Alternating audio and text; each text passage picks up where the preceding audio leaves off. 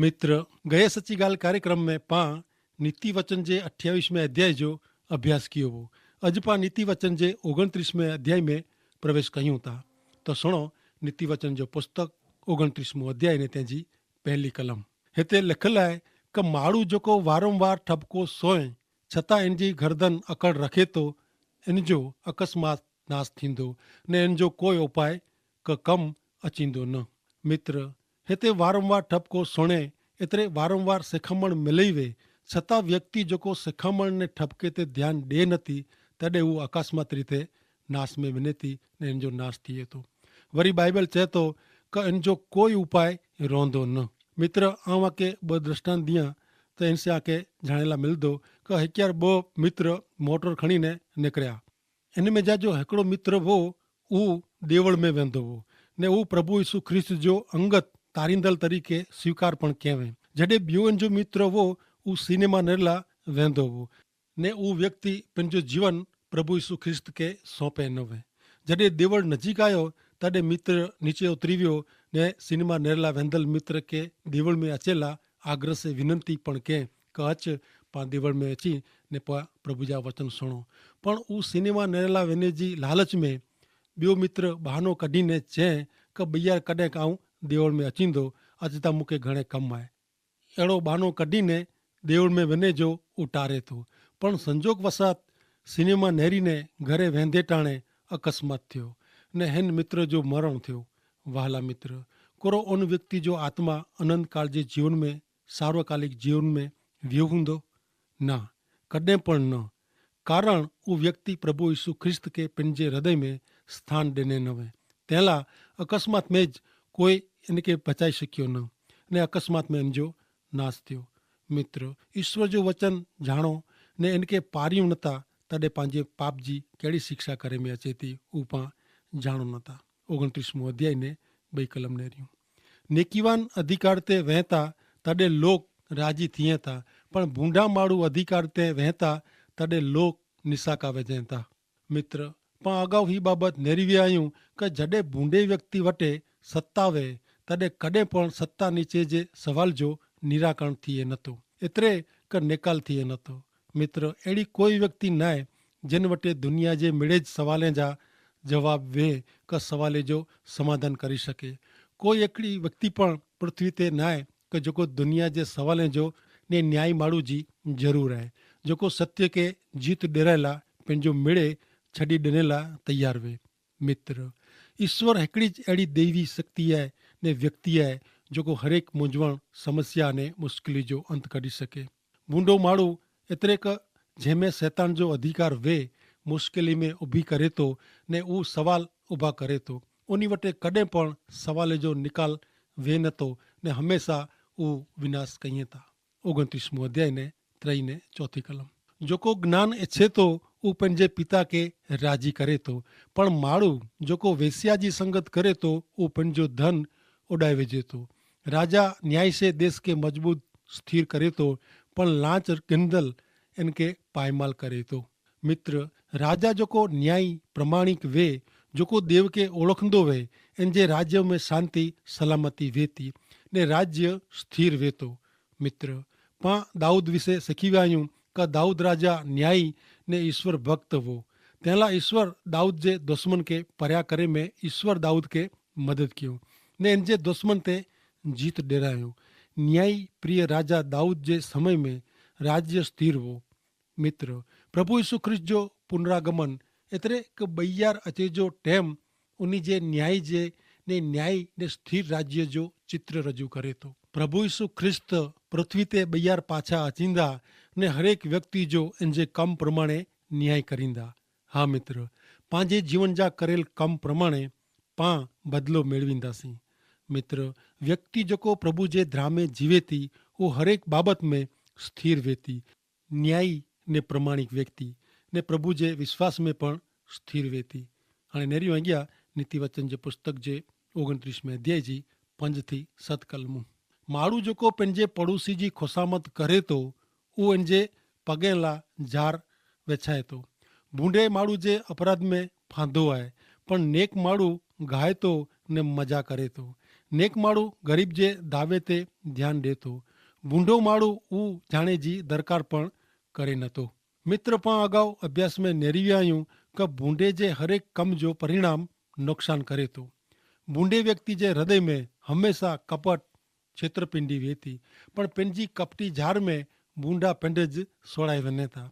पण जेको न्यायी ने प्रमाणिक वेता उन्हीं जो ईश्वर बचाव कईं था। याद रखो मित्र, जेको न्यायी ने प्रमाणिक वेता उन्हीं जो ईश्वर जरूर बचाव कईं था।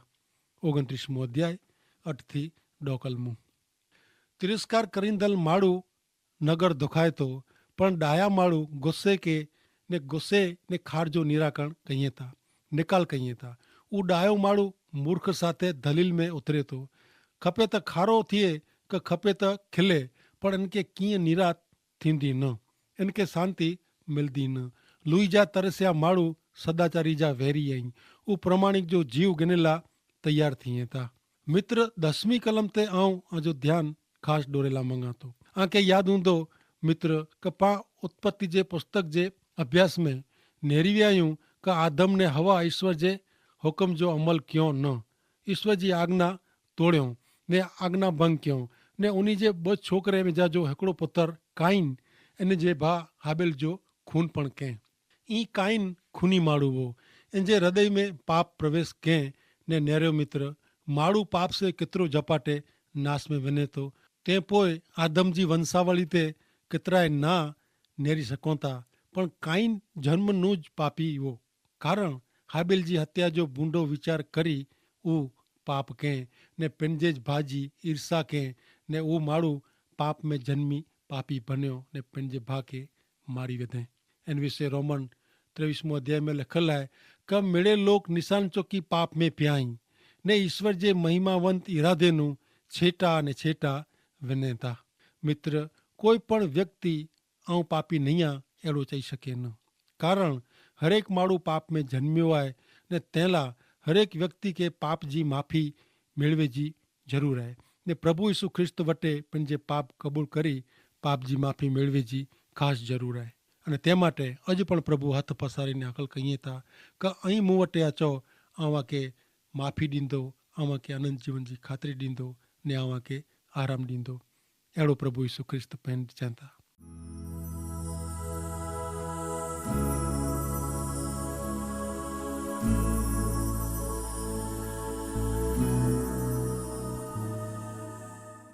अॻियां नेरियूं नीति वचन जे पुस्तक जे 29में अध्याय जी 11 ने 12वीं कलम में कोर चवनि था। मूर्ख माण्हू पंहिंजो गुस्सो ॿोलीने वताए थो, पण डायो माण्हू इनखे धाबीने समाए ॾिए थो। जो कोई हाकिम खोटी ॻाल्हियूं सुणे त इन जा मिड़े सेवक बूंडा थी वञे था। हिते 11वीं कलम प्रमाणे गुस्से वारो माण्हू पंहिंजो गुस्सो ज़ाहिर करे थो, तॾहिं उहो मूर्ख लिखाइजे थो। हा मित्र, गुस्सो करणु उहो पाप आहे, उहो हिकिड़ी जात जी मूर्खाई पण आहे। एफएसी 4 अध्याय ने 26वीं कलम में चए था कि पाण मेड़े ख्रिस्त जा अवयव एतिरे क अंग आहियूं, जो ऐं खारा थियो त आंजो गुस्सो आंके पाप कराए थो, अहिड़ो न थिए ने सॼो ॾींहुं खार में ऐं न रहो। मित्र व्यक्ति जेको ईश्वर खे ओळखे थी, जेको उन्हीं जे वचन प्रमाणे हलें था, जीवे था, उहो पवित्र आत्मा जी प्रेरणा से पंहिंजा खार ने पंहिंजा गुस्सा शांत करी सघनि था। पण व्यक्ति जेको प्रभु खे ओळखे नथी, इन जे मन हृदय ते गुस्सो चढ़ी विचे थो ने उहो न करे जो करे थो ने नुक़सान पण करे थो। मित्र 12वीं कलम प्रमाणे जो पंहिंजो उपरी अधिकारी खोटियूं ॻाल्हियूं से पंहिंजो कमु कढी गिंदो वे ने खोटी ॻाल्हियूं सहन करी गिंदो वे त इन जे हथ नीचे कमु करींदल पण खोटी बाबत सहन करी गिंदा। हू पण उन्हीं जे अधिकारी साथे खोटी ॻाल्हियूं से पंहिंजो कमु कराए गिने था।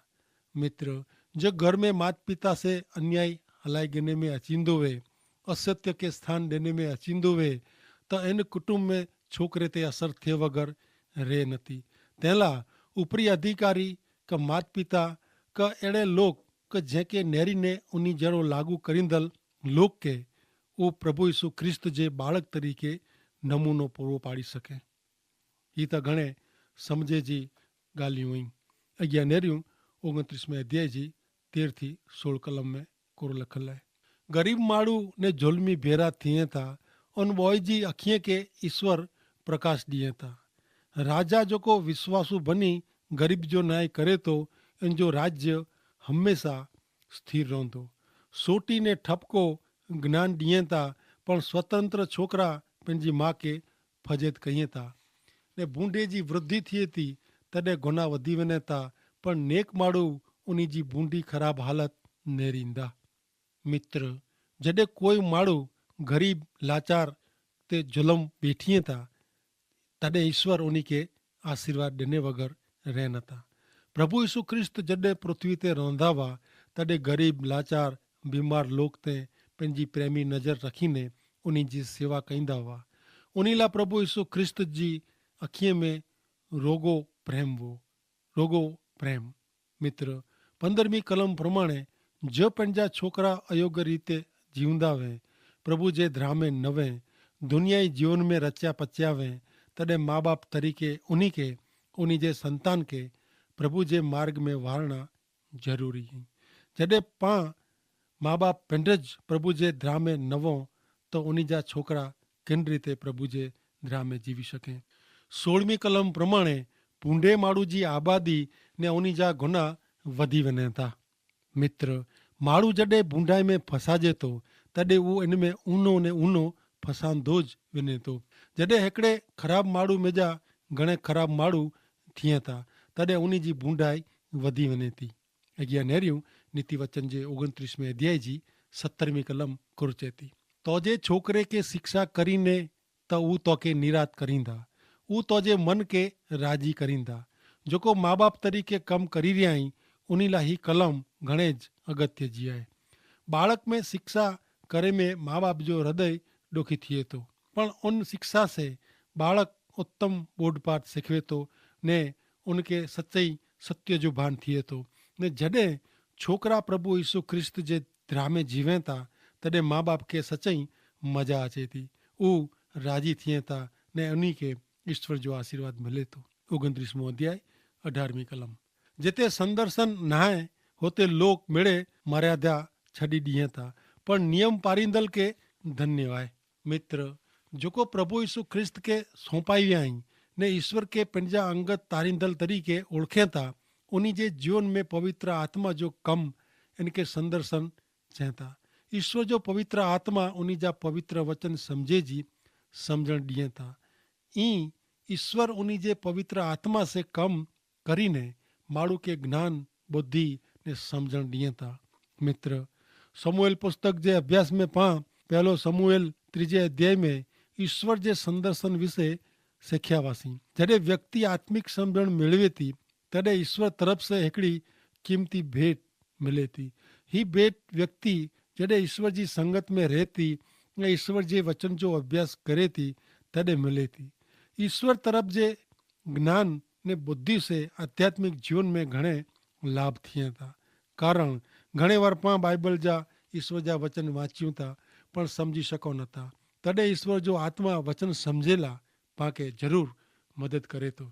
पण ज़रूरु आहे पां खे ईश्वर जा वचन सच्चाई से वांचिया खपे ने इन पुठियां मनन कयो खपे ने ईश्वर पटे पां मंगियो कि इन जो ईश्वर पिता मूंखे सम्झणु ॾियो त ज़रूरु ईश्वर जो आत्मा पां खे उहो वचन सम्झेला मदद करे थो।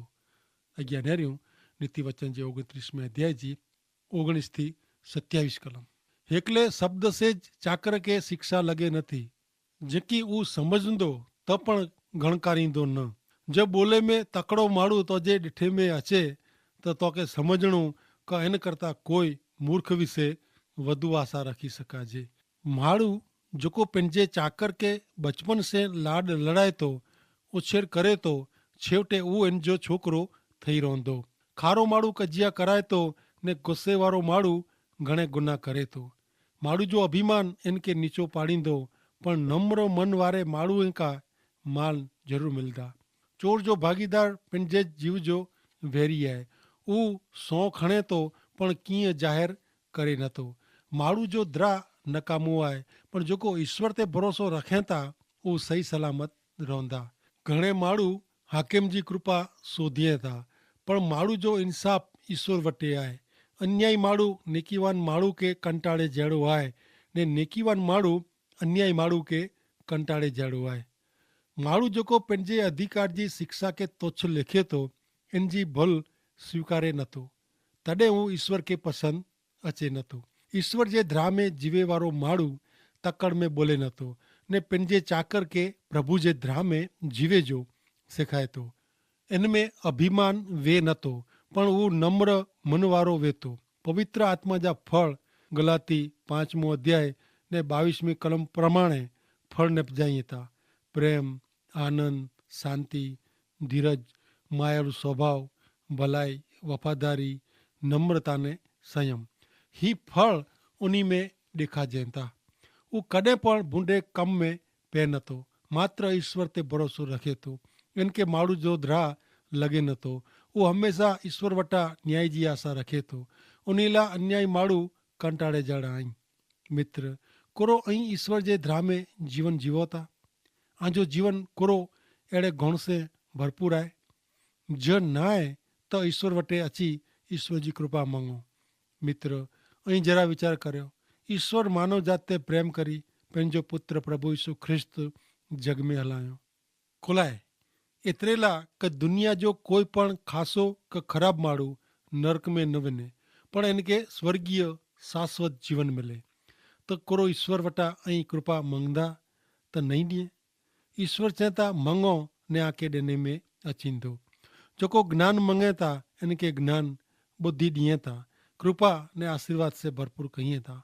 पण ज़रूर आहे सत्य ईश्वर जे द्राह में हुणू ने तैसे ज माण्हू के पवित्र आत्मा जा फળ अचनि था ने सत्य ईश्वर के पंहिंजो जीवन सौंपणो। ईश्वर जी ओळख, ईश्वर जो द्राह, उहो वॾी ॻाल्हि आहे। तंहिं लाइ गीत शास्त्र जे पुस्तक जे पहले अध्याय में जणाइए था, माण्हू जेको भूंडे माण्हू जी सलाह प्रमाणे हले नथो, पापी जे वाट में उभो रहे नथो, ने जेको निंदा कईए था उन भेरो वीहे नथो, इनके धन्य आहे। ने जंहिंखे धन्य आहे उहो आशीर्वादित आहे, कृपा मेળવેલો आहे, ने उज ईश्वर जे द्राह में रही सके थो। ने इन जे जीवन में पवित्र आत्मा जा फળ प्रेम, आनंद, शांति, धीरज, मायाळु स्वभाव, भलाई, वफादारी, नम्रता ने संयम नेरेला मिलनि था। ने ही त पवित्र आत्मा जा कम ई ने पवित्र आत्मा जंहिंमें आहे इन जे कम जी निशानी आहे। राजा दाऊद चए थो, हे ईश्वर, आऊं तो विरुद्ध पाप न कयां, तंहिं लाइ आऊं तुंहिंजो वचन मुंहिंजे हृदय में रखियो आहे। मित्र, पाण पंहिंजे बर से ज्ञान क पंहिंजी बुद्धि से कॾहिं पण ईश्वर खे गमे अहिड़ो जीवन जीवी सघो नथा, क ख़ासा कम पण करी सघो नथा। पण जीअं दाऊद चए थो तीअं पाण ईश्वर जे वचन जो अभ्यास करी इन प्रमाणे जीवन जीवे जो वेतो ने उन जा वचन पंहिंजे हृदय में रखणा खपे। ने प्रभु जा वचन पंहिंजे हृदय में हुअणा उहो घणे ज़रूरी आहे। ईश्वर जा वचन यादि रखणा उहो अति ज़रूरी आहे। ने तॾहिं ईश्वर पंहिंजी संभाल रखी सघनि था, कृपा जा आशीर्वाद पाण ॾिए था। ऐं सत्य जीरा पवित्र हिकिड़ा मात्र प्रभु यीशु ख्रिस्त खे ओळखो, सम्झो ने स्वीकारियो, ने तंहिं लाइ ईश्वर खे सहाय कईं, मदद कईं, ने आके आशीर्वाद ॾिए, अहिड़ी मुंहिंजी आशा ने विनंती आहे। અને તે માટે ઈશ્વર પિતા પાકે મળે જ તક ॾिए था। ख़ासि કરીને उन जा पंहिंजा वचन पाके सुणी सघूं, तेना पंहिंजी भाषा में पाण रेडियो प्रोग्राम पाण सुणी सघूं था। जो पाण कागर लखी आध्यात्मिक साहित्य मंगायूं, प्रेम संदेश, बाइबल, तो पण उहो हलाए सघनि था। अने ज़रूरु आहे पाण खे उन वचन जो विश्वास से अभ्यास करणो। अने जो पाण खे कोई ॻाल्हि में ख़बर न पए त सवाल पण पाण કરી શકો था। तो मित्र, आके मुझी विनंती है कि अँ कार्यक्रम सुनो था तो जो आके आध्यात्मिक बाबत में अॻियां वधणो है, ईश्वर जो सच्चो आशीर्वाद मिलणो है, तो अँ कागर लखो, सवाल पूछो, ने आध्यात्मिक हर एक सवाल जा आके जवाब देने में अचींदा। अने अँ पिंड जो चवंदा कि सच्चाई आऊं सच्चे जीरे मार्ग, सत्य अने जीवन जा स्वामी प्रभु यीशु ख्रिस्त के मेळव्या आई। इन जो अनुभव आके पिंड के थींदो। અને તે માટે ઈશ્વર પિતા કે આશીષ દ્યો। આમીન।